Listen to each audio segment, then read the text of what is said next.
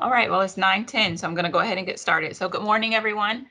I am Tedra Porteous. I am the Associate Superintendent of Human Resources, and we have been assigned to the Health and Safety Operational Protocols Work Group. And so just as an overview, this work group is really to create a framework for guidance and structure around around one, employees returning to work and students returning to work.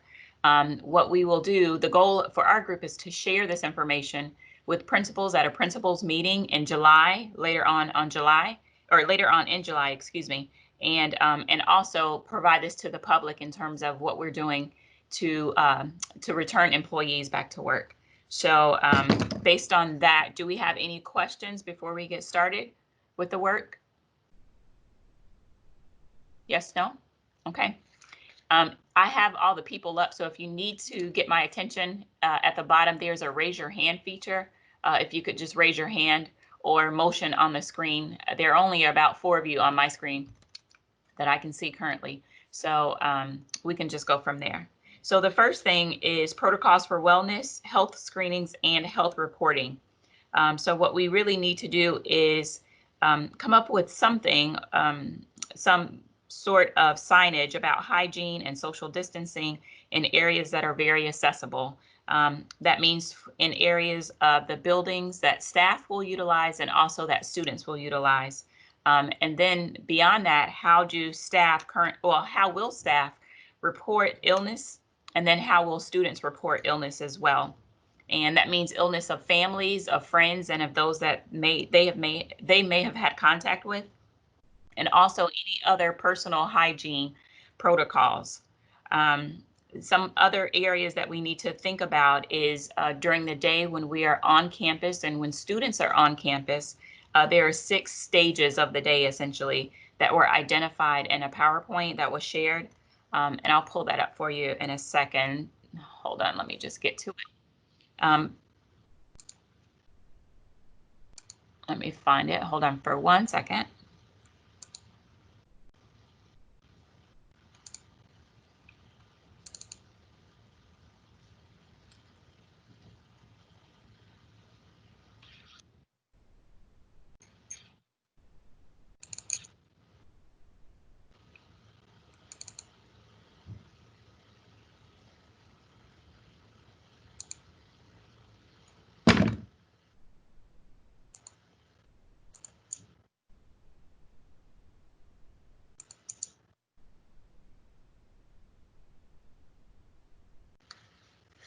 So Michelle sent us a link on Monday, and so in that link, it contains a number of documents. Are you all able to see the screen?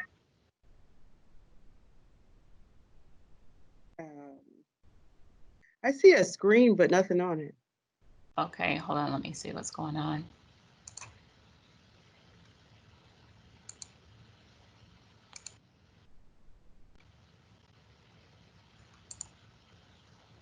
Do you see it now?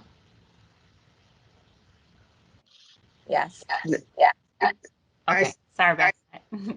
So within this, we have our own folder. It's the operational procedures team. And so if you've not done so, I would really encourage you to go in there and just kind of look at some of the items that we've put together for this subcommittee and this subgroup. And so let me share this with you as well. These are our agendas, or this is our agenda. These are the things that we really, really must get done. So earlier I spoke about the 6 stages of the day, and I would like for us to really think about these 2 areas first. One, in terms of the 6 areas of the day, it's before students and staff arrive on campus, when and how they arrive, when they move about the campus, and what about the utilization of classroom space, and how students and staff participate in extracurricular activities, and then when students leave campus. The other thing that we really need to think about are transportation in terms of budgets and social distancing. Obviously, school nutrition. So as many of you know, we feed quite a few students throughout the day, both breakfast and lunch. And so what does that look like? Are we going to recommend to the full group that we do it in the cafeteria, or will students sit in their classrooms and then we provide additional assistance in the classrooms? And then again, hand washing, etc. Another area that we're thinking about is environmental considerations and custodial services. So obviously we need to make sure that that students and staff have adequate inventory of PPE, which includes cloth-based coverings, gloves, sanitizer, soap, etc. And then we need to create a disinfecting protocol, likely for staff, meaning custodial services, and even some of our teaching staff, to wipe down doorknobs and counters and just be mindful about that as we go through the day. The last area that we've been tasked with is the on-site school-based health services, clinic procedures. So what does that look like in terms of a student now, if they're on campus and let's say they don't have a fever when they come on campus initially, but they present with a fever later, or who's going to do that? How will our school LPNs be involved in that? And then how are we going to either quarantine that student and or staff from other students and staff if they present other issues as well? And so these are our main areas that we really have to go over and address. And so if you all are okay, we're just going to dive right into the first one, which is protocols for wellness, health screenings, and health reporting.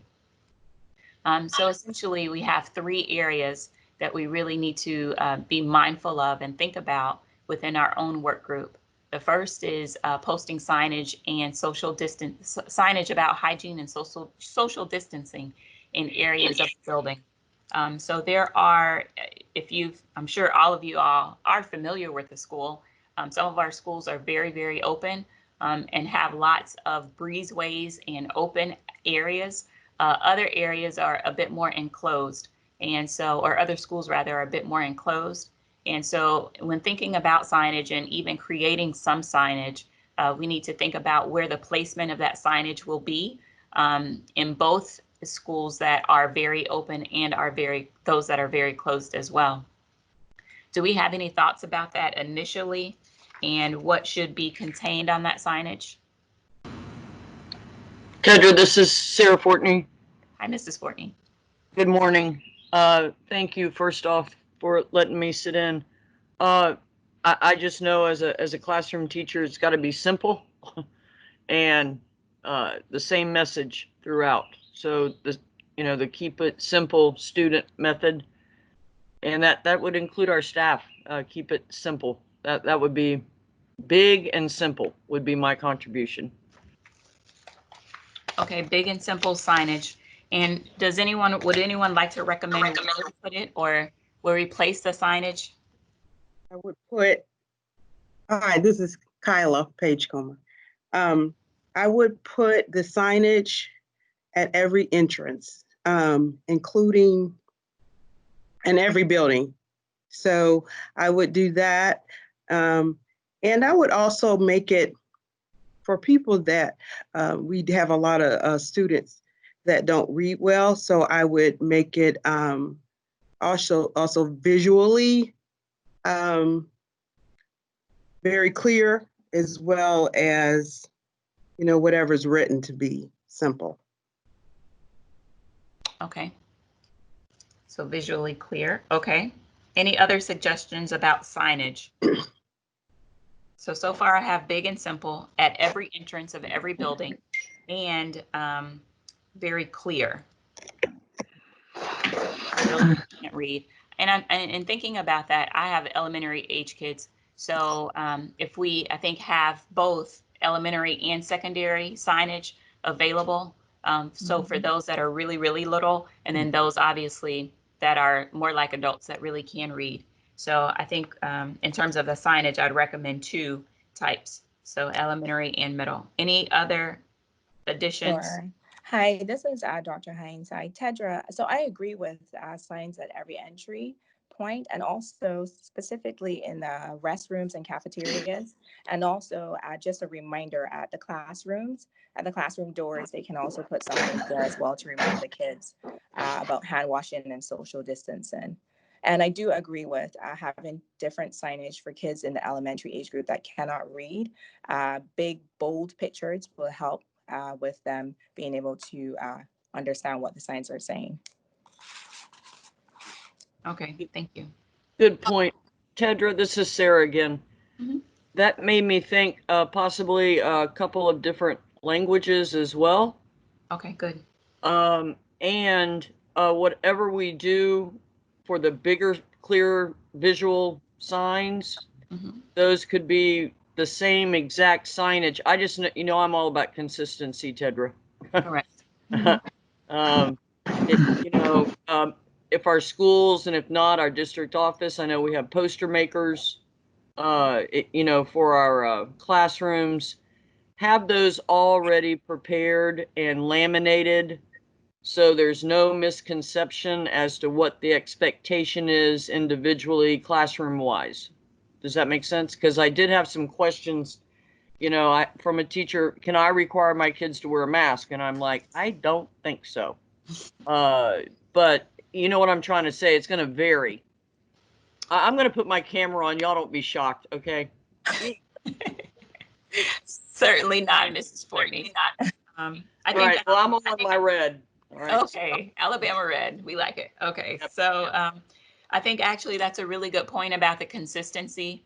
What we will do is we'll try to come up with something and then I'll share it with the group in terms of a signage and maybe possible signages. One of the things though, in terms of what you brought up, Mrs. Fortney, what about do we need clear directions to the teaching staff, meaning every teacher must post it at the door at this height? Do we need to be that specific about it? You know how, especially when we get into the substitute teaching issues. I mean, we did a great job putting the, what were they? The safety, the drill things that Rob put in there at the same place. You know, they could have two copies, one right there and one on the door. I mean, and if we're running off copies, you know, the smaller version of the big version, that would be to me cost effective. And again, it's where to put it. Mhm. Tedra, this is Edgar. I think that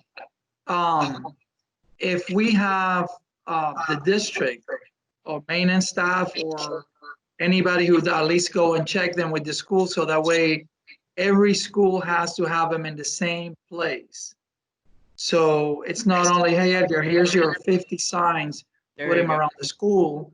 I think it should be, we're here to put the signs at your school. Let me walk with you, principal, and show you where they're going to be at. It's required to be there because when we talk to parents and to students, we can have that consistency. Like as Bernie say, every school has it at the door at student level eyesight. They're on the floor when you come in, like, you know, you've seen them when you go to stores, they have it on the floor. And those are very effective because from a personal point of view, when you put them on the floor, I don't know about everybody else, but when you walked in, it makes you look around and say, and think, where do I need to stand? How far, how close can I get to the next person? And if we have that in the schools, we can literally train the students to, no matter what school they are at, in case they move schools, to know how to look, you know, like look before you look both ways before you cross the street.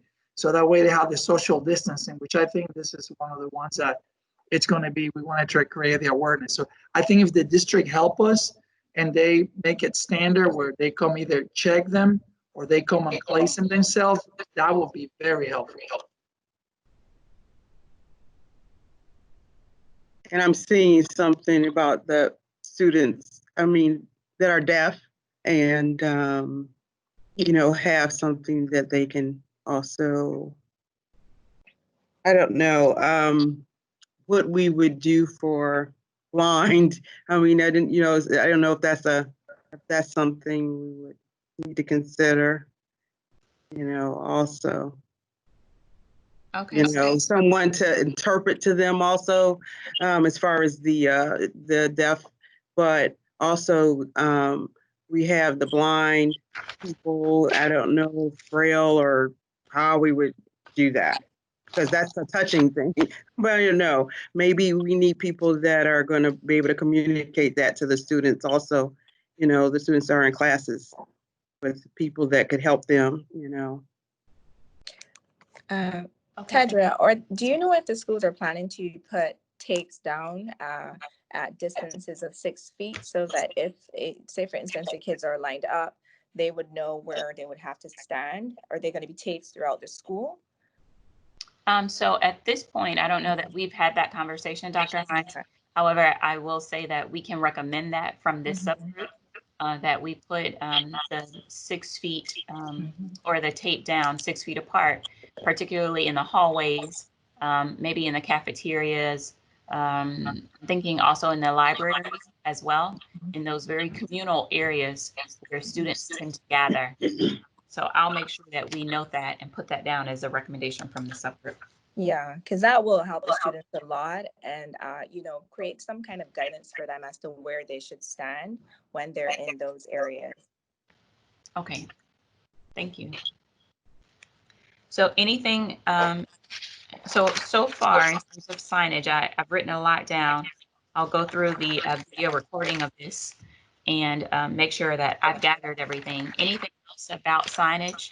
Any other additions or suggestions we have? Yes, I agree with everybody. It just hit me when Kayla was talking about ADA compliancy.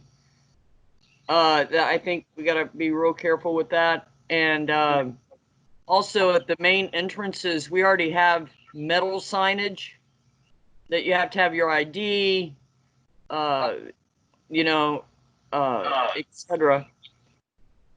And maybe part of champs. You follow where I'm going with that, Tedra? Okay. Because we're used to the regular schools, but there's other schools, Right. where students are being served, and it's not like a regular student. You're gonna have to work a little harder with helping those other people, especially with disabilities. We have the centers and all those other. So we're talking about, all schools, all education places, as far as with school centers. We need to reach everybody, all the students. So yeah, I agree. Students in wheelchairs, where you're going to put it where they can see it, at least that kind of thing.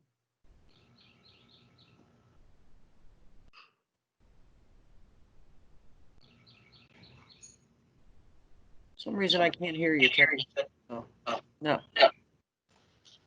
Thank you. Sorry, I muted just so it won't have any kick. To your point regarding students that are in wheelchairs and even our staff that need some ADA issue or accommodations, what we'll do is once we come up with it from our group, and I'll cross it over to another department, and so we'll come up with the ADA compliant pieces of what we're doing. So we'll make sure to do that as well. Okay, so thank you for signage. Moving right along, if you look at our next task that we have to do, can everyone see my screen? No? Uh-oh.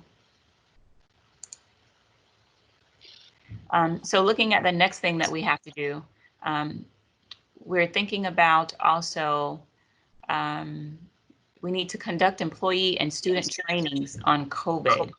And again, if we look at the overall topic, it deals with PPE equipment for all students and staff, daily temperature checks before entering the school building, and then reporting of illness by students and families, and personal hygiene. So one of the things that we need to come up with is a training. And for those non-school-based people, we do have a week before school starts where all of our staff is essentially in the building. We call it a pre-planning week for all of our teachers. So teachers report back this year on August 3rd. And then what we could do is maybe recommend the training during that time for, again, all of our teachers and all of the staff, in addition to the students. And so this may be something that students and their parents watch before it starts on August 10th, or during that pre-planning week when we have a lot of the orientations, or we could do it during the first week of school. So what are your thoughts about that? I think the first week of school would be good. We get everybody's attention. I mean, at that time, because everybody is ready, and I think you would get more people than any time. Okay, and then if we're doing the first week of school, you mean for staff and or for students? I would do that for students. Now, as far as staff, I would do at the time of when all the teachers and all the employees are back. Okay.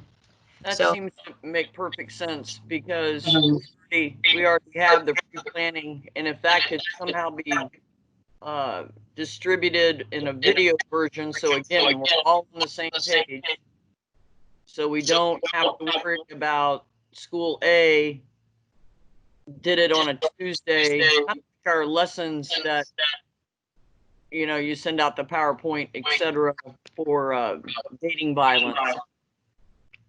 And those things that we're required to do. And I had another thing there.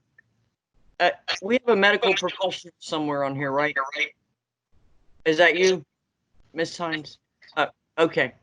What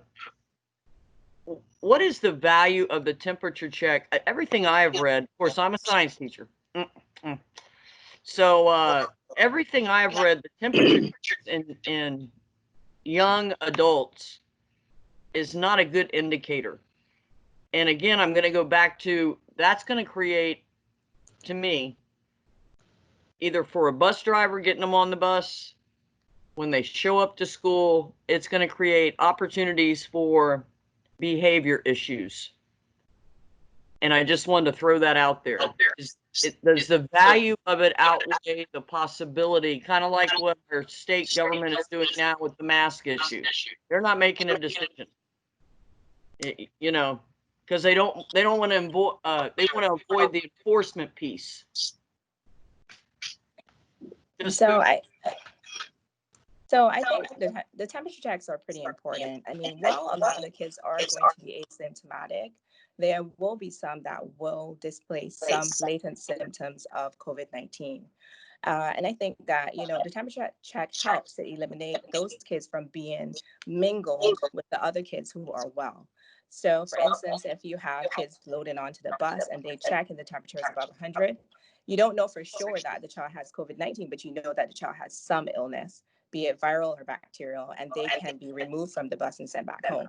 So I think from that standpoint, it does help. I don't know how it's going to create some disruption in the normal process. I think if they're all lined up, quickly scan them and let them go in one by one. But I think putting a child on the bus who has a temperature, you're putting everybody at risk. And I just think it's better to check them and just have them go back home if they have a fever. So from that standpoint, I think it does still have some value. You are going to miss the ones that are asymptomatic, but the ones that are blatantly ill, at least you will have them removed from the group.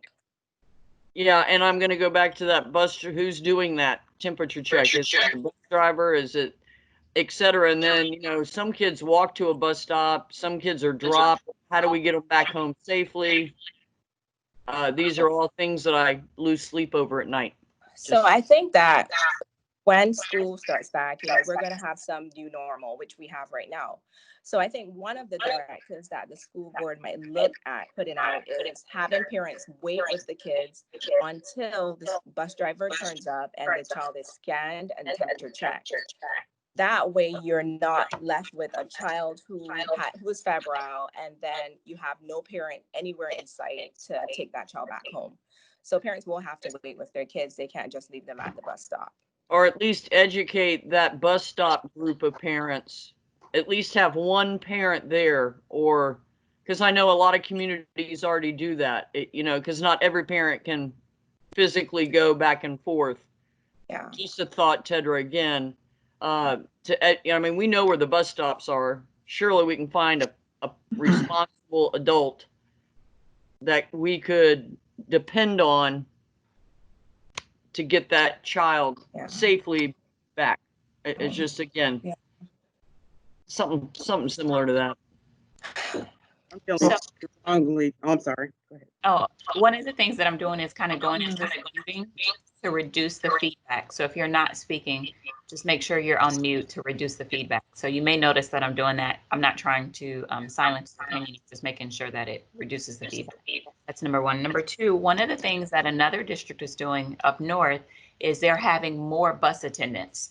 And so one of the issues there, one attendant is taking the temperature, one is assisting. And what's happening now is, if you think about it overall, we are anticipating that we're going to have less students actually return to school. If we have less students return, that means that we may not need quite as many bus drivers. If I don't need them, I don't want to go ahead and lay them off. What I'd like to do instead is repurpose them. And it may be in a bus attendant sort of taking a temperature model where it means that they're waiting at the bus stop and taking the temperature, or they could be waiting at the bus stop and waiting for that child or assisting that child in terms of walking home or getting home. So that is something that we're looking at overall, but I think it may be, and that's up to this group again to make that suggestion. So if the suggestion is, as Dr. Hines has said, to test everyone before they get on the bus, before they come on campus, so we know that they don't have a fever. And if a fever is a key indicator of COVID-19, then we can go ahead and do that. But we just need to redeploy our staff and reutilize our staff in a different area because it is a different time now. That's a great idea, Tedra. And that might be an option for those bus stops that we have no other choice. Like there's not that trusted adult, you know, so that's a great point. The more we can keep it off the school campus and keep that, to me, and keep that flow, or, you know, that diminishes a lot of problems from the get-go, to me. And I just want, I'm sorry, do you want to go ahead? Yeah, I just want I think that.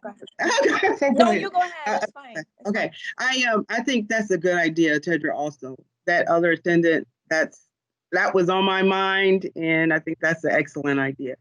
I just wanted to say quickly that if we can let the parents know, like as soon as we can, and then ongoing about this, because I think it's like we're going to have to like constantly get reminders that, you know, students are going back to school, you know, August, remember this as far as the bus, remember this as far as, you know, what we're going to be doing. And I think that needs to be like an immediate reminder, because if not, it's going to be a mess by the time that school, especially, and I'm in the middle school, and I think that's probably why, but that's going to really be important to remind them constantly. I don't know how, you know, commercials on TV, you know, social media. So, Tedra, I have a question. So has it been decided that temperatures will be taken before students enter the school or before they get on the bus? Well, that is a recommendation from the Florida Department of Education. They released some guidance, I want to say maybe late last week or early last week on it. And it was about a 200-page PowerPoint. Right. And within that, they said essentially and it's also contained in the task force list. Mr. Santiago, if you look at that. But we haven't decided that yet. It's not. We haven't specifically, but it is recommended. It is strongly recommended from the Florida Department of Education. Because I know from the you know, we're talking about having the bus drivers at the bus stop, but you know, middle schools, they start later, and most parents leave this child at the bus stop because they have to go to work. And if one of the issues that we want to reopen schools is because we want the parents to go back to work, Many parents will not be able to stay with their middle school student at the bus stop. So then we're going to be like we were talking earlier in that decision. Here's a student, the parent is not here. I took the temperature. What do I do with the student now? Do I send them back home because the driver has nobody to walk them home? Or do I put them on the bus because the parent did not stay, because we cannot mandate for the parent to stay there. And that's the reality. So at that point, what's our liability with that student? Are we going to put him on the bus, or are we going to leave him with 100-degree fever at the bus stop? And the same thing is at the school side, because those are bus kids that ride the bus. Students that walk to school, they don't come with a parent. Students that are drop off in the car rider area and the parents leave, we cannot check their temperature as soon as they get out of the car. So are the parents going to wait in the car line until the kids get their temperature checked? At my school, many students are here since sometimes 7:30, and the parents have to go to work. So when we start checking them in to come in, and there's no parent, and there's a child who has the symptoms, where am I going to house that student? Because I've been trying to call home, just like we do every day when we try to call parents for regular illness or discipline issues, and the parents cannot physically pick them up. That's going to, what I'm trying to say, that is going to slow down the beginning of the school day for every school, because now we have a group of students that have shown the symptoms. And for us at the school, actually will be easier because there's plenty of us. But I don't want to put myself in the position of a bus driver that now has to make a decision. Where's your mom? Where's your dad? Oh, they didn't wait with me. So what do I do with them? Do I put you on the bus and put everybody else at risk? Or do I need to call for somebody at the district to come? So I just want to bring that up as we start thinking that, yes, it is a great measure to take, but the work of how we're going to react to it once we confront it with the reality that the child has the signs that he could have a fever. What do we do with the student now if we have no adult to take them back home? That's going to be a reality for the bus drivers at the bus side and for the students, for the administration at the schools, because we'll need to house them. And then housing them together, many clinics don't have two entries, where I can have some students coming one way and the other ones that come the other way. And who's going to be the individual that is going to be staying, the adult that is going to be in a room with 3, 4, 5 students that have possible the virus? Those are, because I'm not looking at it as a principal, I'm looking at it as the teachers, because teachers are going to say, I should not have to stay with these students in this classroom, or a paraprofessional or a nurse. So those are things that have to be negotiated with the union, that if every school will have to identify an individual that will supervise the students that have shown symptoms. So I'm bringing that up because I understand that the inner workings of the school and the reality that we're going to face on the daily operations are going to be challenging. And we want to make sure that we have already a protocol that will protect the students and also the staff and the school board from the liability that might come from that. I don't want to be a downer. I'm just saying. Those are great points. I just want to jump in here really quickly because I understand your concerns with temperature checks. I do think as a pediatrician that they are very important. And also as a mother, I have kids in the elementary age group. And I know that as a parent, I wouldn't want my child to be in a classroom with a child who's febrile and not knowing my child be unnecessarily exposed to coronavirus. With that being said, I think the school board is going to have to provide a lot of education for parents before the kids go back to school. So I think a responsible parent will check their child's temperature before they drop them off at the bus stop. And if their child is febrile, before they're ready to leave, they can stay home with the child or make provisions for that child to be kept. And that is a responsible parent. Granted, we have some parents who are not as responsible, but I think that if the school board does a really good job of educating parents about the temperature checks, and that, children will have to be picked up if their temperature is 100 or above, and there must be some contact, or the parents must wait until they have to make adjustments. We've all made adjustments since coronavirus came around. We are all having to wear masks, social distance. People know that they have to make changes. They cannot expect everything to go back the same as it was before.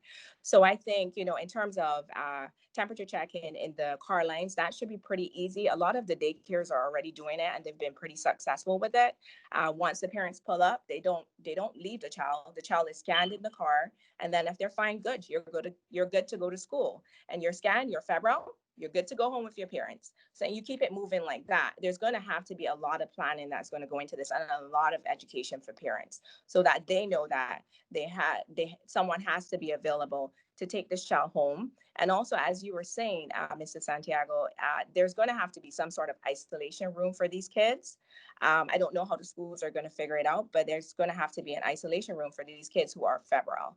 And I think that's going to be some way down the line in planning as to where these kids will go if they, not just the ones that are scanned in the morning, but during the day, if a child becomes ill, we'll have to find somewhere to place them until the parents can come to pick them up. So it's just going to be a lot of education and planning, but I think it can be done. I think it can be done successfully.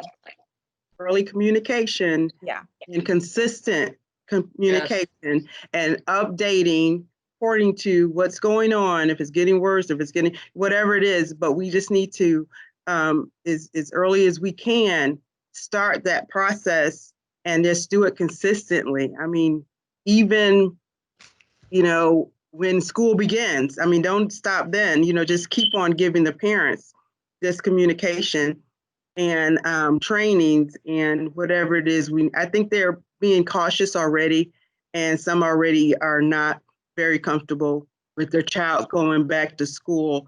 So I think they will pay attention, and they will look at everything it is that we send out or can get sent out socially, or through media, however it is that we can do this. I know that I get emails all the time, and I'm getting a lot of questions and concerns from teachers ongoingly. So I think that everybody's ready to find out whatever they can right now. So.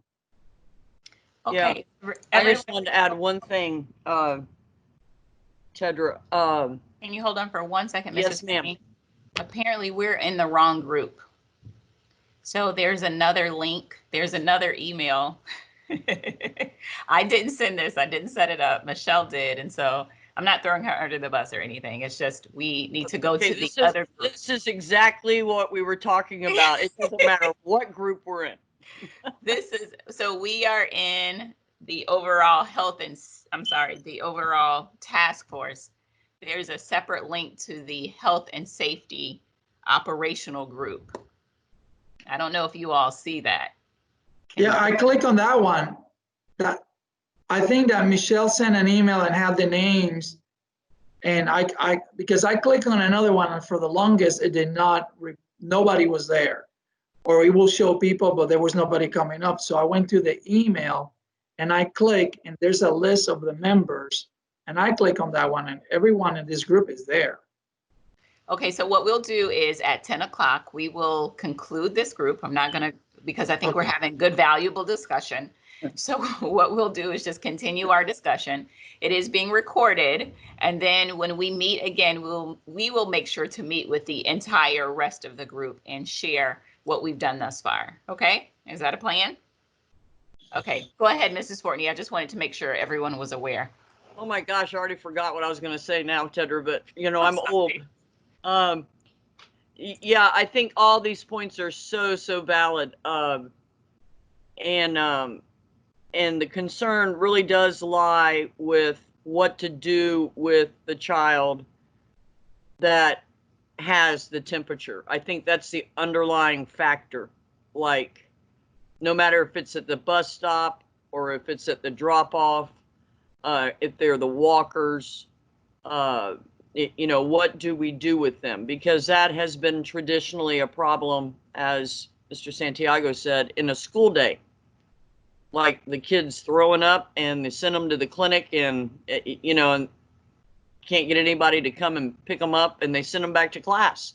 That is the teacher's biggest fear right there, is they'll be sent back to class because there's nowhere to put them. And it needs to be a consistent message.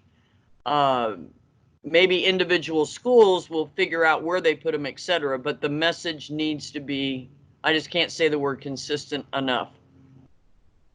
And, you know, my own personal feeling, we are doing all this way too early, but that's my own personal opinion. Okay, I'll shut up now. So I think that's a really, really good point, Mrs. Fortney. We will be very consistent and intentional.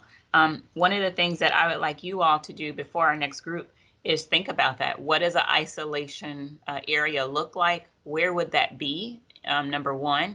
And let's say we have a student, particularly at a bus stop, or as Mr. Santiago has said, that is a walker that has a fever or is early to school, and they have a fever. Where do they go, and what do we do with them? I think that's a very practical concern, and so that's something that we just need to be aware of. And I have one more point, Tedra. Okay.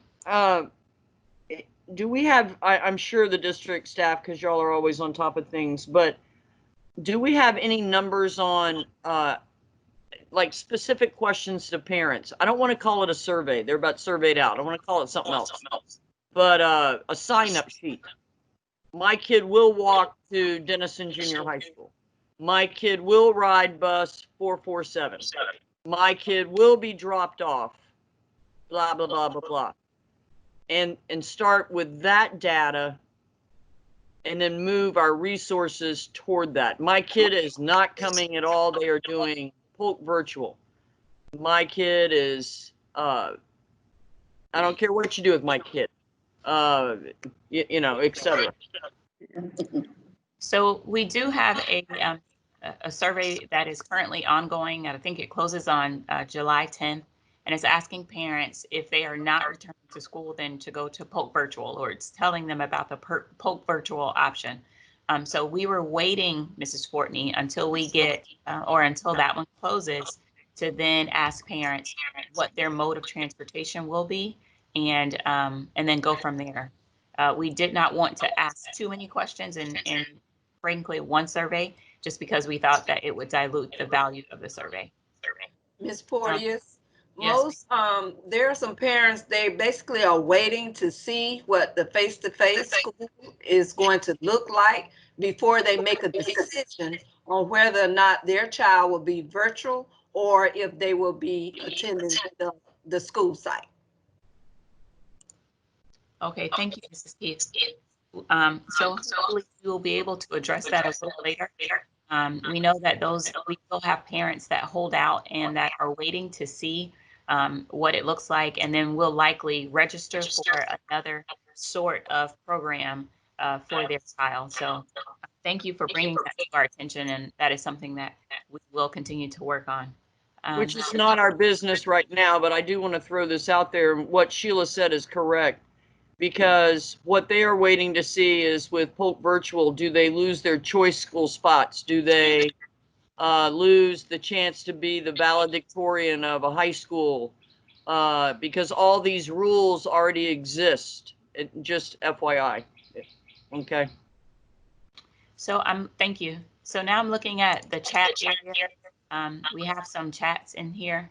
The first comment is by Lois Horn Diaz. We need some direction or discussion about how to provide distance learning for our gifted elementary students. We might need a teacher to pick up students from more than one school. So yes, Mrs. Diaz, that is correct. We've not yet gotten to that area, and I think that may be in another subgroup that in terms of the instructional subgroup. So they're trying to figure out, based on my understanding, they're trying to figure out how many teachers or how many students each teacher will be assigned, what the classroom environment will look like, and what that distance learning option will be.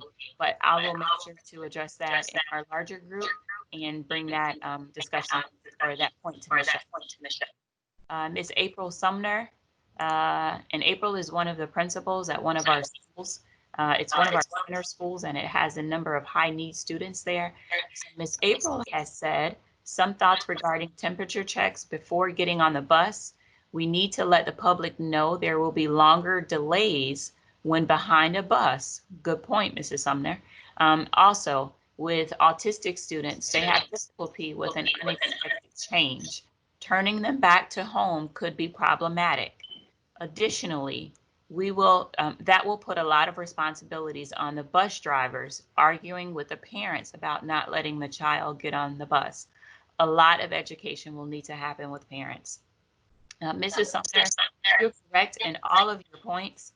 We will, just like the city of Lakeland did the road diet on Florida Avenue, that was really publicized heavily to the community.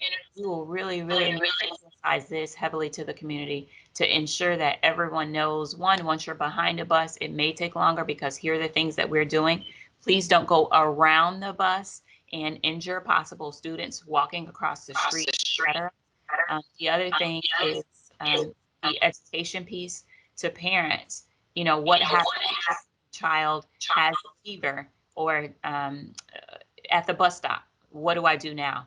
And I think that's the other piece that we're going to deal with in combination with the isolation room and also with the autistic students. That is a very, very, very good thought. And that's something that we're going to have to work out with all of our all of our parents of autistic students and just those students that don't like change. It's not only autistic students, some students that just don't like change. And so if now I, as a student, can't get on the bus because the temperature is high, what happens? And so we would need to, like you said, communicate that. And I think Mrs. Paige Colmer said we need to communicate it as early as possible. So I see that we're right at 9:57. I want to be respectful of your time.